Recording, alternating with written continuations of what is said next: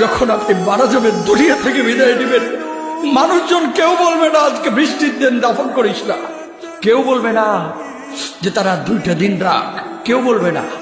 কবরের মধ্যে যখন নিয়ে যাওয়া হবে, আপনার স্ত্রীর কথা মনে পড়বে, আপনার সন্তানের কথা মনে পড়বে, আপনার বাবার কথা মনে পড়বে।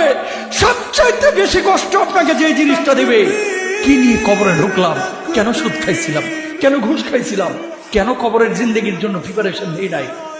দুনিয়ার জিন্দেগিতে একটা মামলায় ফেসে গেলে সুপ্রিম কোর্টে যাওয়া যায়, উচ্চ আদালতে যাওয়া যায়। আখিরাতের জিন্দেগিতে কোনো মামলায় ফেসে গেলে পালাবার কোনো আর পথ নাই। চলে যেতে হবে। দালান ঘর, বাড়ি ঘর, টাকা পয়সার জন্য পাগল হয়ে থাকে আমরা, কিন্তু এটা আমার আসল ঘর নয়। যেই গোসলখানাটারে আমি এত সুন্দর করে টাইলস করে ইটালিয়ান ফিটিংস দিয়ে বানালাম, আমার জীবনের শেষ গোসলটা কি ওই গোসলখানায় হবে? কথা বলেন, যেখানে লাশ ধোয়ায় ওইখানে আমার গোসল হবে। এগুলো আমরা ভাবতে চাই না। কবরের জীবনটা আসল জীবন। কবর জগতে কোনো রং নাই, কবর জগতে কোনো স্বাদ নাই, কবর জগতে কিচ্ছু নাই, মাটি আর মাটি। হ্যাঁ, যদি আপনি মালিককে খুশি করে যেতে পারেন, অন্ধকারটাও আলোকিত হয়ে যাবে। কষ্ট করার সময় আপনার কবরের চিন্তা আপনি করেন, আমার কবরের চিন্তা আমি করব।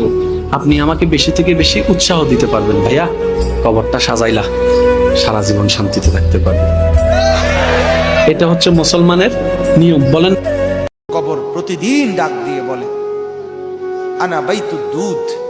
প্রত্যেকের কবর প্রত্যেককে ডেকে বলে, ও আল্লাহর বান্দা, জানো আমি পোকামাকড়ের ঘর, পোকামাকড়ের ঘর।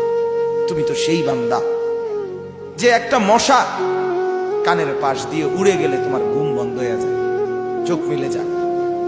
একটা মশার গুনগুন আওয়াজ সহ্য করতে পারো না। একবার কয়েল, একবার অ্যারোসল, একবার মশারি, এরপরেও তুমি চাও যে একটা মশাও যেন আমার কানের কাছে গুনগুন না করে।